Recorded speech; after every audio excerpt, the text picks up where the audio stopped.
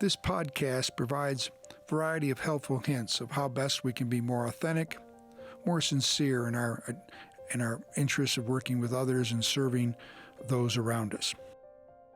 President Truman had a nameplate on his desk that said, "The buck stops here." I'm wondering if we've lost that today.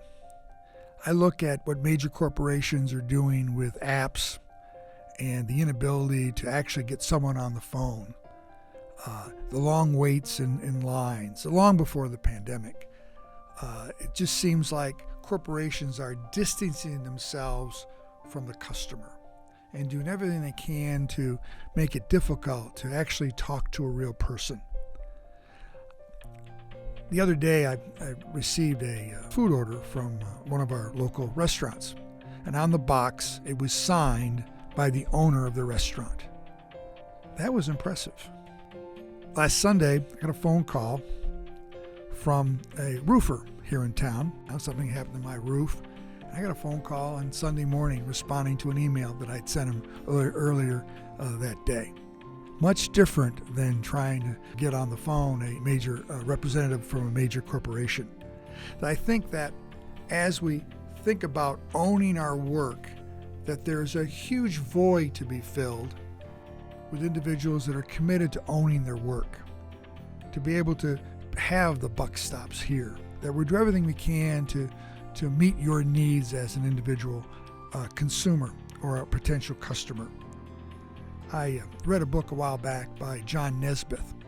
He predicted 10 megatrends back in the 80s.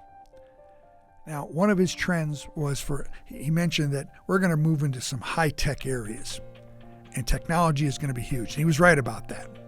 But he also said for every high-tech intervention, there's going to be a high-touch response.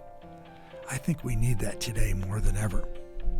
I would encourage admissions representatives to make sure that they always knew the names of the individuals that they were recruiting.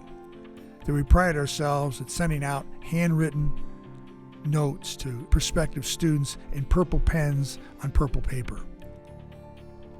I want to make sure that as we think about that high touch response, that it's real, that it produces ownership, that we put ourselves in a position where we're going the extra mile, that we're signing off on our work, and our work's important to us, that we're putting our stamp on what we do, and that we're there to make sure that if a person has a problem, we're going to be there to solve it. Ownership, owning up to your work, being able to sign off and say, I'm responsible, it's important to me. I don't want to lose that. I think it's critically important as we think about authenticity that we be real and sincere. We deliver on our promises. It's important as we move ahead in this complex world of ours. I don't want to leave the effort major corporations are making in the area of personalization. I use Southwest Airlines because an individual answers the phone. I notice Starbucks is asking about your name as they put together your order. The other day I checked into a Hilton, and after I checked in and got in my room, I got a text from the person who checked me in asking me if my room was fine. So some corporations are moving in a personalized manner, but so many of them are not. They're distancing themselves.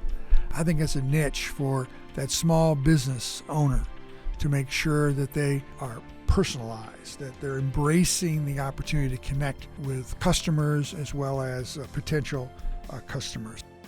Authentic leaders can look within their own sphere of influence and examine where can they reconnect or improve upon their ability to reduce the distancing between themselves and the customer, to be the face of their department, of their organization, of their small or large business, to be the influencer that ensures that the buck does stop there with them and they're directly responsible for how best they can serve those that are critically important to their way of business.